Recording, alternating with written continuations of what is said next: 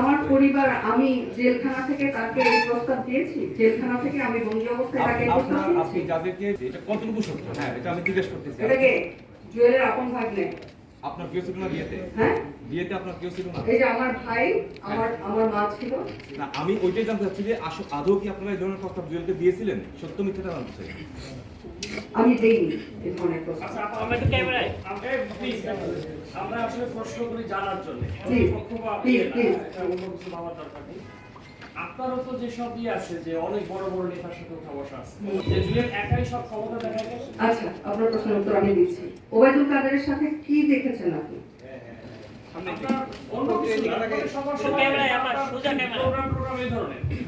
ওকে, একটা সরকার 15 বছর ধরে ক্ষমতায় ছিল।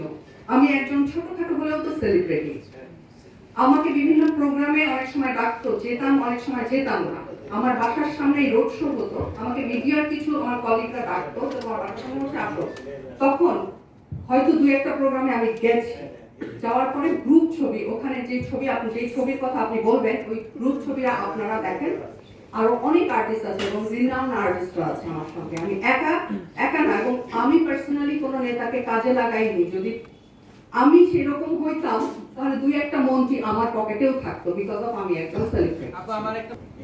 আচ্ছা, প্রথমত আমার জুয়েলের সাথে পরিচয় হবার বেশ আগে, 2 থেকে 3-4 মাস আগে আমার ছেলেকে আমি ভর্তি করাই। জুয়েলের সাথে আমার পরিচয় হয় 2018 সালের সেপ্টেম্বর অক্টোবরের দিকে। তার আগে আমার ছেলেকে আমি ভর্তি করাই।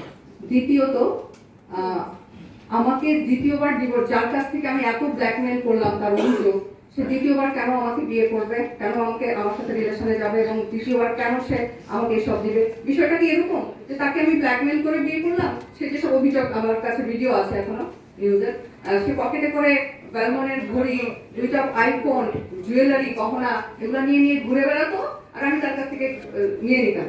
একটা মেয়ে তাকে ব্ল্যাকমেল করে বিয়ে করছে, সে থানায় কোনো অভিযোগ সাথে সাথে তখন করে নাই, কোনো আইনের আশ্রয় নেয় নাই, বাট সে গহনাগাটি, বেলমানের ঘড়ি এবং আইফোন নিয়ে ঘুরে বেড়াতো, টাকা পয়সা নিয়ে ঘুরে বেড়াতো, তার কাছ থেকে আমি নিয়ে দিতাম। সেটা কি তাই? কেন আমি কেন তাকে, প্রথমত আমি করিনি, আমাকে কেন তাকে এভাবে করতে হবে যে নিজেই আমাকে আমার পেছনে পড়ে আমাকে বিয়ে করছে, তাকে আমাকে এটা কেন করতে হবে? আর আমার লাইফে জুয়েলের থেকে বেটার অপরচুনিটি, বেটার প্রপোজাল কি ছিল না? আপনার কি মনে হয়? অলরেডি গ্রিন কার্ড হোল্ডার আমি, অ্যাপ্লাই করার 11 মাসে আমি গ্রিন কার্ড পেয়েছি। আমাদের দেশের সুপারস্টাররা যেভাবে গ্রিন কার্ড নিয়েছে আমেরিকাতে, শাকিব খান থেকে শুরু করে সবাই তাদের নিজের প্রোফাইলের উপর, নিজের যোগ্যতার উপর গ্রিন কার্ড পেয়েছে। আমি ঠিক সেম ভাবে, সেম ক্যাটাগরিতে গ্রিন কার্ড পেয়েছি। আপনার জুয়েল কি এখন আপনার স্বামী? হ্যাঁ। আপনি কি তার সাথে ডিভোর্স চান নাকি তার বিরুদ্ধে আইনানুগ ব্যবস্থা চান? সবই চাই। সেটা কবে করবেন আপনি? সেটা আমি যখন করব আমার সময় অনুযায়ী আমি আপনাদেরকে জানাবো। এখন আপনি কি চাচ্ছেন আমাদের কাছ থেকে, এটা বলেন। আমি সত্যটা জানাতে এসেছি মানুষকে। আমি দায়বদ্ধতা, আমি আমার দর্শকের কাছে দায়বদ্ধতা থেকে, আমার পরিবারের কাছে, আমার সন্তানের কাছে দায়বদ্ধতা থেকে আমি সত্য জানাতে এসেছি। কারণ আমার ফ্যামিলি একটা মিথ্যাচারের মধ্যে কেন থাকবে? আমার সন্তানের মা একটা মিথ্যাচারের মধ্যে কেন থাকবে? আপনি যদি এটাকে ভালোবাসা মনে করেন,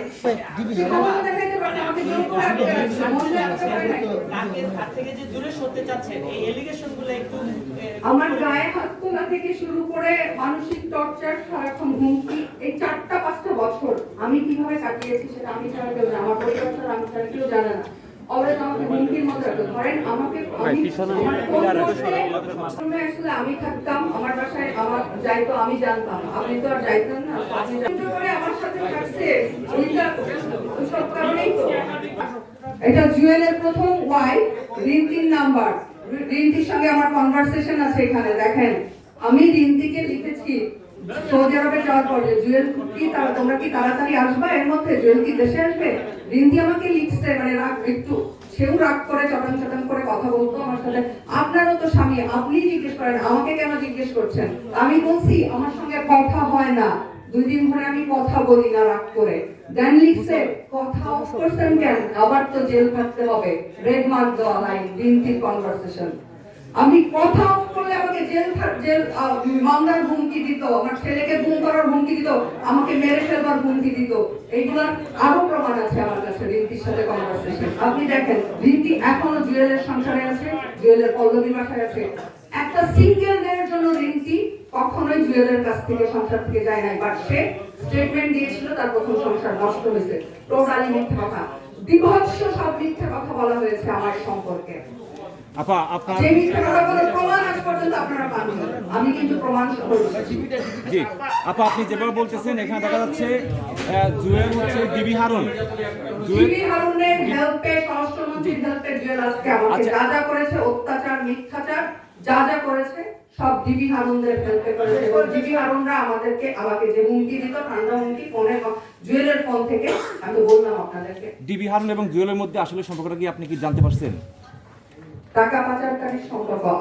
আমাকে জেল খাটানোর পরে কিছু ছবি দেখাবো আমি। জি ডিবি হারুন যায় খোঁজ করতে। আচ্ছা, আমাদের কাছে একটা তথ্য আছে, সেটা হচ্ছে যে ডিবি হারুন তার অনেকগুলো টাকা জুয়েলের মাধ্যমে সেখানে ইনভেস্ট করছে। আপনি কি এই ব্যাপারে কিছু জানেন? হ্যাঁ, বলেন একটু। বললাম তো অনেকগুলো টাকা সে ডিবি হারুনের টাকা এবং স্বরাষ্ট্রমন্ত্রীর টাকা সব আমি ডিবি হারুনের কথা পরে জানছি। জি। আমি প্রথমে যেটা জানতাম যে স্বরাষ্ট্রমন্ত্রীর টাকা সে পাচার করত, কিন্তু ডিবি হারুনেরটা আমি জানছি পরে। ঠিক আছে, এই যে দেখেন ডিবি হারুনের হজের ছবি, সাথে এই যে আমার হাতের নিচে যে এটা হচ্ছে জুয়েল। একজন সাংগঠনিক নেতা না, শুধুমাত্র টাকা পাচার করেই তার এত পাওয়ার, তাহলে বড় নেতাদের পাওয়ার সম্পর্কে আমাদের ধারণা করা উচিত আসলে। আপনি একটু আবার একটু স্পষ্ট করুন তো যে এই মুহূর্তে আসলে আপনি কোন করণীয়টার দিকে যাচ্ছেন, মানে আপনি কি করবেন? আপনার কথা আমি শুনতে পাইনি। জি, মানে আমরা তো অনেকগুলো অভিযোগের কথা শুনলাম, আপনি দেশে আসলেন বেশ কিছুদিন হলো, আপনি এখনো জুয়েলের বিরুদ্ধে মামলাটা কেন করেন নাই? আমি দেশে এসে খুব সিক ছিলাম কিছুদিন, আমার জেট ল্যাগ হয়েছিল এবং আমার অ্যালার্জি আছে ডাস্টে, আর অনেকদিন নিঃশ্বাসের প্রবলেম হচ্ছিল, মাথাটা মানে নাকটা বন্ধ হয়েছিল, একটু অসুস্থ ছিলাম। দেন আমি যখন একটু সুস্থ হয়েছি, আবার সবকিছু গুছিয়ে আনতে পারছি, দেন আমি আপনাদের সামনে হাজির হয়েছি। ওকে।